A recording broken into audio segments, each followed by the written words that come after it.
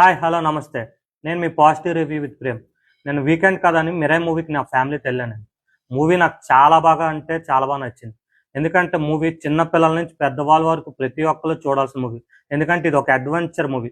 ఎందుకంటే 60 సిఆర్‌లోని ఈ movie director Ghattamaneni Karthik గారు తీయడం అంది చాలా తక్కువ విషయం కాదండి. ఎందుకంటే ఇంత బడ్జెట్‌లో వీఎఫ్ఎక్స్ గాని, బ్యాక్‌గ్రౌండ్ స్కోర్ గాని ఇరగదీశారండి. మామూలుగా ఇరగదీయడం కాదు.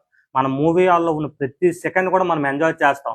అండ్ వచ్చి హీరోగా నటించిన 'తేజ సజ్జా' గారు ఏ విధంగా యాక్ట్ చేస్తారో మీకు ఆల్రెడీ తెలుసు. 'హనుమాన్' మూవీలో ఇతిహాస్ మూవీస్ అనేవి ఆయనకి చాలా ఇష్టం. ఈ మూవీలో కూడా ప్రతి సీన్ కూడా ఆయన ఇరగదీశారు. అండ్ విలన్‌గా యాక్ట్ చేసిన 'మనోజ్' గారు 'భైరవ' మూవీతో కంబ్యాక్ ఇచ్చారు. ఈ మూవీతోని ఇంకా మామూలుగా విలన్ క్యారెక్టర్ చేయలేదు. 'బ్లాక్ ప్యాంథర్‌గా' ఎందుకంటే ఈ మూవీ ఒక అశోక్ చక్రవర్తి గారు 9 బుక్కుల కోసం ఇది చేస్తారు.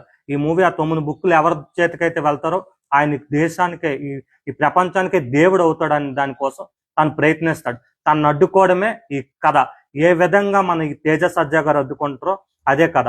ఈ మూవీలో నటించిన హీరోయిన్ రితికా నాయక్ గాని, ఈ మూవీలో నటించిన గెటప్ సీన్ గారు ఉన్న కొంత స్పేస్ అయినా కామెడీ పరంగా ఆయనకి చాలా బాగా చేశారు. అండ్ చాలా రోజుల తర్వాత మనకి అందరికి ఇష్టమైన హీరోయిన్ శ్రేయా శరణ్ గారు ఈ మూవీలో యాక్ట్ చేశారు.